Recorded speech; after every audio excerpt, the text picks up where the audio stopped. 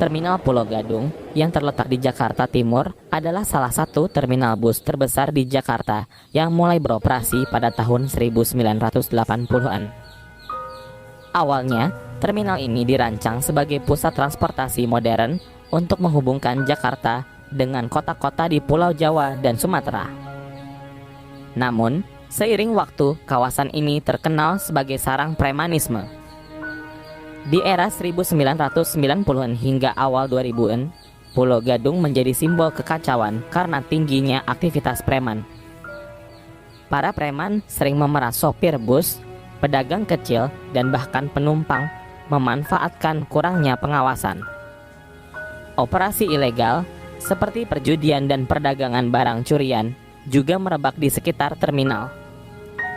Meskipun pemerintah beberapa kali melakukan razia, premanisme tetap sulit diberantas karena jaringan mereka yang kuat dan menyimpan banyak kisah kelam di baliknya, seperti yang dialami keluarga Karim.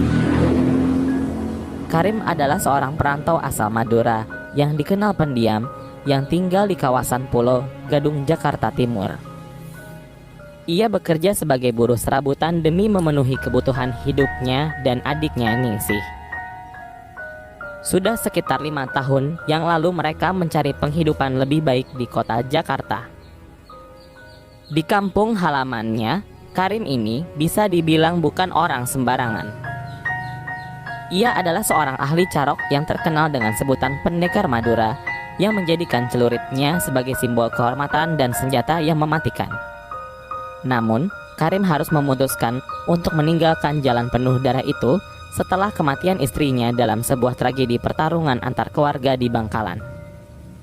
Ia berjanji pada dirinya sendiri untuk menjalani hidup yang lebih baik, damai, dan menjaga adiknya sebagai keluarga satu-satunya yang tersisa. Ningsih adalah satu-satunya keluarga yang tersisa. Dia adalah gadis yang polos berusia 18 tahun. Ia bekerja sebagai penjual nasi bungkus di dekat terminal Pulau Gadung. Dengan senyumnya yang ramah dan tutur katanya yang sopan membuat banyak orang menyukainya. Namun dengan keramahannya itu justru menarik perhatian orang-orang yang salah. Dan takdir memiliki rencana lain, sebuah tragedi yang akan mengguncang kehidupan mereka. Malam itu, Ningsih pulang lebih larut dari biasanya. Gerobaknya yang ia gunakan untuk berjualan ternyata mengalami kerusakan, sehingga ia harus pulang berjalan kaki melewati gang sempit yang gelap. Di sanalah Rico dan geng preman terminal Pulau Gadung menghadangnya. Rico ini adalah pemimpin geng besar di kawasan itu. Dia dan sekitar 30 anak buahnya terkenal karena rese dan kejam. Mereka sering kali memeras para pedagang kecil dan sopir angkutan di terminal. Rico, yang sejak lama mengincar Ningsih, melihat kesempatan ini sebagai waktu yang tepat untuk melancarkan aksi bejatnya. Malam itu Rico dan 30 anak buahnya mencegat Ningsih di gang sempit yang gelap. Di bawah ancaman pisau dan pukulan kasarnya, kehormatan Ningsih direnggut secara bergantian dengan anak buah Rico tanpa belas kasihan.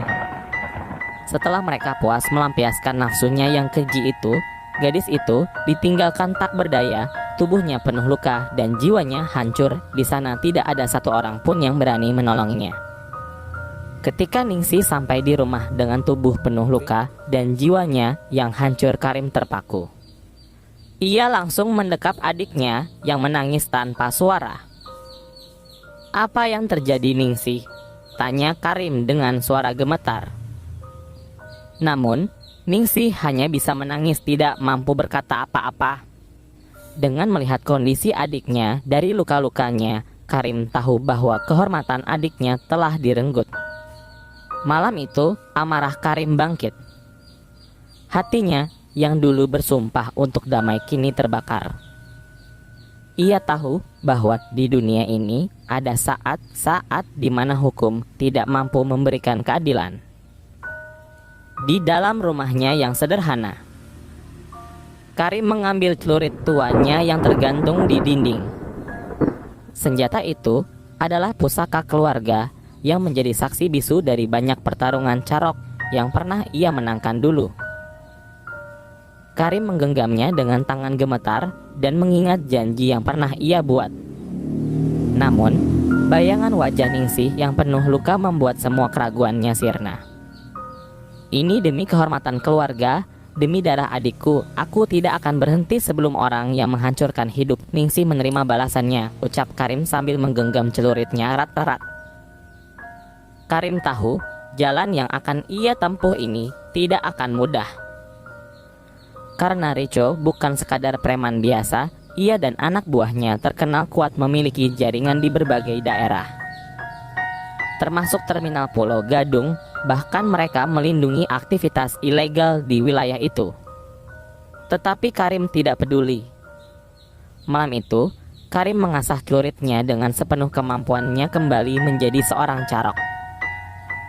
Jalan damai yang ia pilih selama bertahun-tahun akhirnya berakhir. Singkat cerita, pada keesokan harinya Karim pun mencari informasi tentang geng Rico di terminal.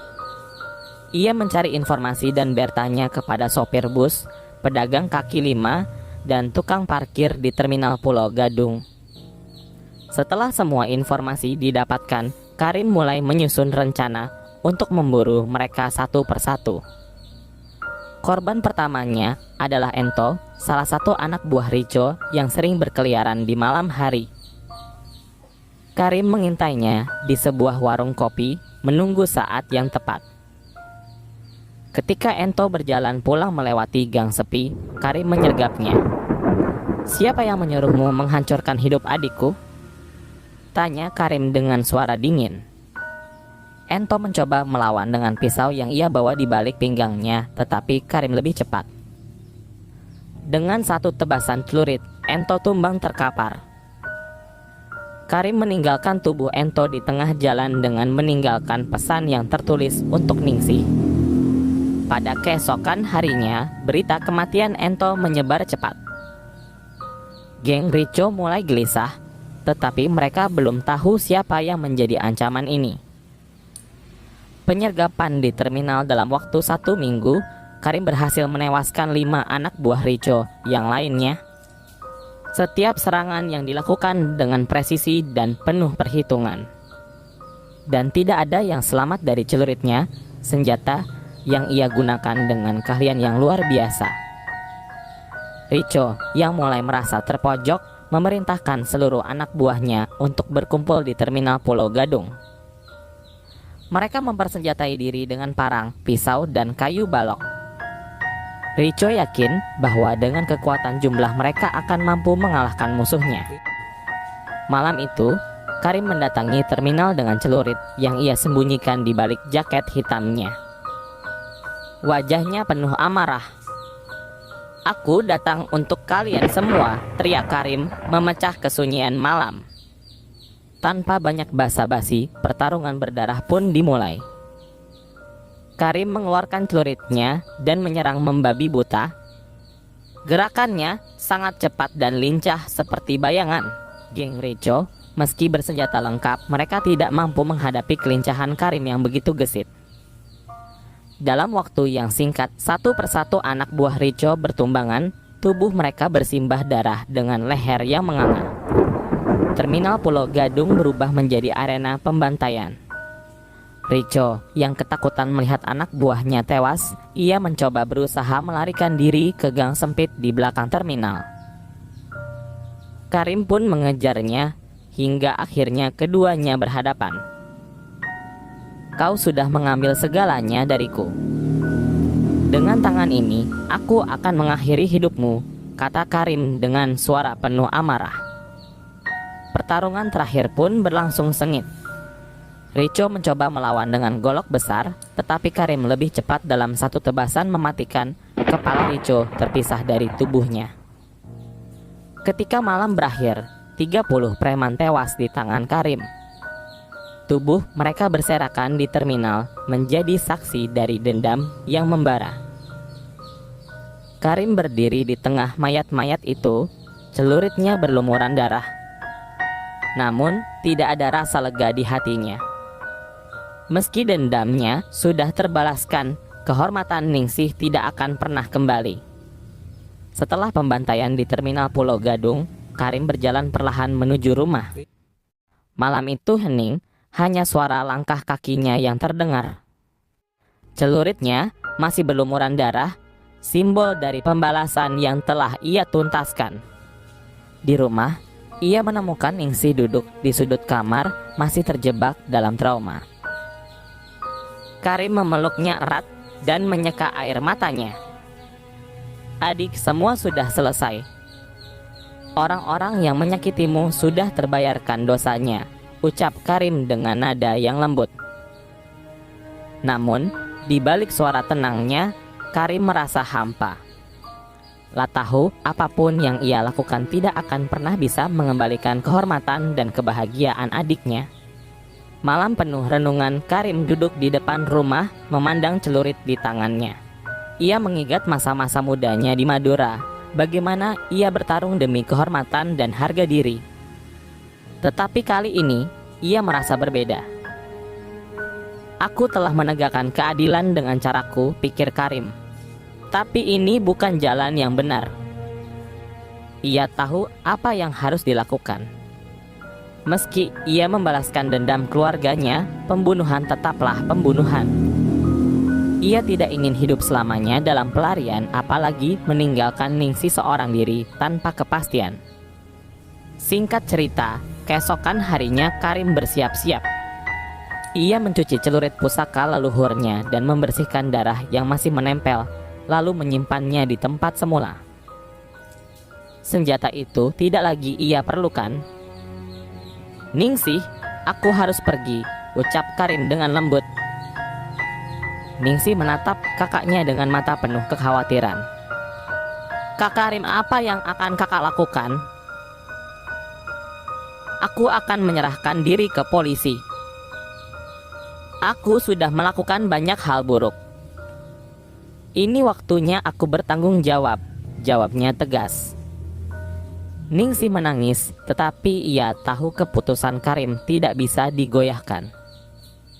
Dengan langkah yang tenang, Karim berjalan ke kantor polisi terdekat. Suasana sempat tegang ketika Karim masuk dengan tenang. Beberapa petugas mengenal wajahnya dari laporan saksi mata di terminal Pulau Gadung.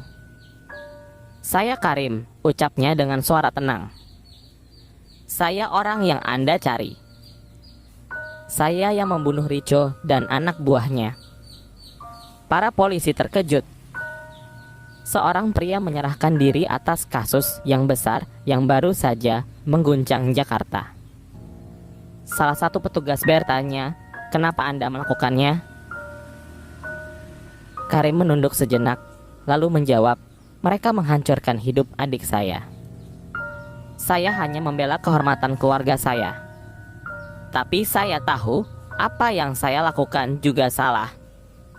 Tanpa perlawanan, Karim pun menyerahkan tangannya untuk diborgol. Ia diantar ke sel tahanan, di mana ia duduk sendirian dan merenungkan semua yang telah terjadi. Kasus Karim menjadi berita besar di Jakarta. Ada yang menganggapnya sebagai pahlawan yang menegakkan keadilan di luar hukum, sementara yang lain mengecamnya sebagai pembunuh berdarah dingin. Dalam persidangan, Karim mengakui semua perbuatannya tanpa sedikit pun berusaha membela diri, lah hanya meminta satu hal kepada hakim. Jangan hukum adik saya atas apa yang telah saya lakukan, ia hanya korban. Kemudian hakim memutuskan Karim bersalah atas pembunuhan berencana, tetapi karena latar belakangnya yang membela kehormatan keluarga, hukuman mati diubah menjadi penjara seumur hidup. Kemudian Karim menjalani hari-harinya dengan tenang. Ia menjadi sosok yang dihormati oleh para tahanan lain, bukan karena kekerasan, tetapi karena kebijaksanaan dan penyesalannya yang mendalam. Ningsih rutin mengunjunginya, membawa makanan dan cerita dari luar. Setiap kali ia datang, Karim selalu tersenyum meski hatinya terasa berat. "Aku hanya ingin kau bahagia, Ningsih," kata Karim suatu hari.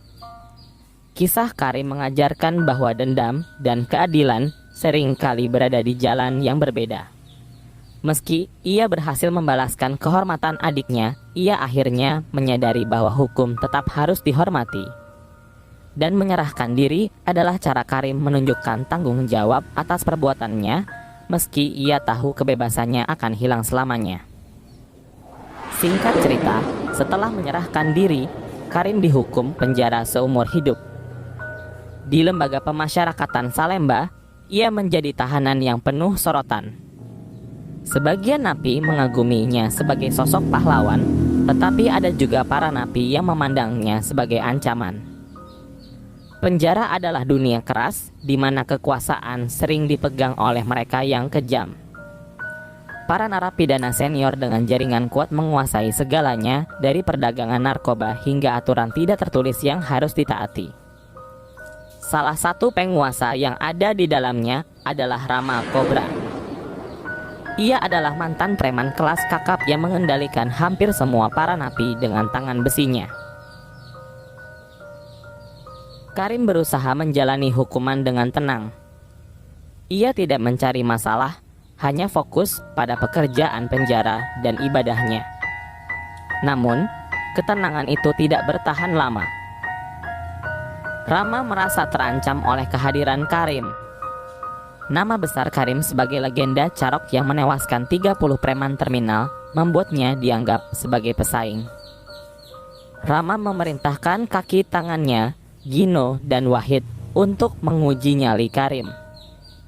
Suatu siang, saat makan siang di kantin penjara, Karim sedang duduk sendirian. Gino dan Wahid mendekatinya dengan senyum licik. "Kau si petarung carok itu ya, kau hebat di luar sana, tapi di sini semua tunduk pada Rama Cobra," ejek Gino sambil menendang baki makanan Karim. Karim mengangkat pandangannya perlahan. Wajahnya tetap tenang, tetapi tatapannya tajam seperti pisau. "Aku tidak mencari masalah. Ambil saja makananku kalau kau butuh," ucap Karim dengan nada dingin. Namun, Gino tidak puas. Ia mencoba menarik kerah baju Karim, tetapi dalam sekejap, Karim menangkap tangannya dan memelintirnya hingga terdengar suara tulang retak. "Aku sudah bilang, aku tidak mencari masalah," kata Karim sambil melepaskan Gino yang menjerit kesakitan. Semua napi di kantin terdiam. Itu adalah peringatan bahwa Karim bukan orang yang bisa diremehkan. Kabar tentang insiden itu sampai ke telinga Rama Cobra. Ia marah karena anak buahnya dipermalukan. Rama merencanakan untuk membalas. Ia tahu Karim adalah petarung yang tangguh, jadi ia memutuskan untuk bermain kotor. Pada malam yang gelap, saat para napi sedang tidur, Gino dan Wahid bersama 3 napi lainnya menyelinap ke sel Karim. Mereka membawa bilah tajam yang diselundupkan dari bengkel penjara. Namun, Karim sudah terbiasa dengan bahaya. Ia terbangun oleh suara langkah mereka. Dalam gelap, ia mengambil kursi kayu yang ada di selnya dan bersiap.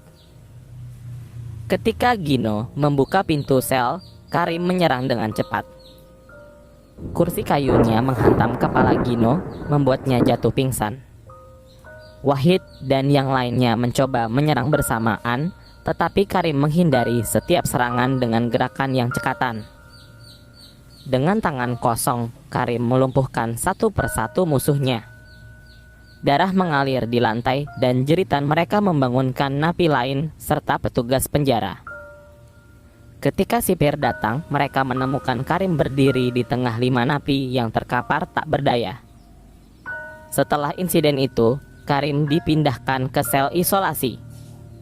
Kepala sipir, Pak Harjo, memanggilnya untuk dimintai keterangan. "Karim, kau tahu aturan di sini. Kekerasan tidak akan ditoleransi," ucap Harjo dengan nada serius. "Saya tidak memulai ini, Pak. Tapi saya tidak akan membiarkan diri saya dibunuh," jawab Karim dengan tenang. Harjo menatap Karim dalam-dalam. Ia tahu siapa Karim sebenarnya dan memahami bahwa lelaki ini hanya bertahan hidup di dunia penjara yang keras. aku akan memindahkanmu ke blok lain. Tapi ingat Karim, di sini dendam tidak akan pernah selesai begitu saja, kata Harjo sebelum mengakhiri pertemuan itu. Di blok baru, Karim kembali mencoba hidup damai. Tetapi Rama Kobra tidak bisa membiarkan penghinaan itu berlalu. Ia mengatur sebuah pertemuan di lapangan olahraga penjara di sebuah tempat yang sering digunakan untuk duel antar napi secara ilegal. Karim, kalau kau benar-benar legenda, tunjukkan di sini, teriak Rama di tengah kerumunan napi yang bersorak-sorai. Karim awalnya enggan. Ia tidak ingin pertarungan ini terjadi. Namun, ia tahu bahwa menolak hanya akan membuat situasi lebih buruk. Baik, tapi kalau aku menang, kau berhenti menggangguku, jawab Karim dingin. Rama menyeringai. Dan kalau aku menang, kau tunduk padaku seumur hidup, ucap Rama Kobra dengan nada yang mengancaman. Pertarungan pun dimulai. Rama dengan tubuh besar dan otot kekar menyerang lebih dulu. Ia mengayunkan rantai besi yang berhasil ia selundupkan, mencoba melukai Karim. Namun, Karim dengan pengalaman bertarungnya selama bertahun-tahun sebagai carok bergerak cepat. Ia menghindari setiap serangan Rama dengan ketegangan yang mengerikan. Ini bukan hanya soal kekuatan Rama. Ini soal kehormatan, ucap Karim sebelum melancarkan serangan balik. Dengan gerakan cepat, Karim memukul tangan Rama hingga rantai besinya terjatuh. Ia kemudian menggunakan teknik kuncian untuk melumpuhkan Rama dan membuatnya tersungkur di tanah. Aku tidak ingin membunuhmu, tapi jangan pernah kau mencoba melawanku lagi, bisik Karim sebelum melepaskan Rama. Kerumunan napi terdiam, tidak ada yang berani bersuara. Kekuasaan Rama hancur malam itu dan Karim secara tidak langsung menjadi sosok yang dihormati di penjara. Setelah pertarungan itu, Karim menjadi tokoh yang dihormati di antara para napi. Namun, ia tidak pernah menggunakan kekuatannya untuk menindas. Sebaliknya, ia menjadi sosok pelindung, membantu napi-napi muda yang sering menjadi korban kekerasan di penjara. Di balik jeruji, Karim menemukan arti baru dari kehormatan. Bukan lagi melalui kekerasan, tetapi melalui pengorbanan dan perlindungan terhadap yang lemah. Hidupnya mungkin terbatas di penjara, tetapi legenda Karim, si carok dari Madura, terus hidup menginspirasi mereka yang mencari keadilan dan kehormatan dengan cara yang benar. Kekuatan sejati bukanlah tentang siapa yang paling kuat, tetapi tentang bagaimana menggunakan kekuatan itu untuk melindungi, bukan menghancurkan.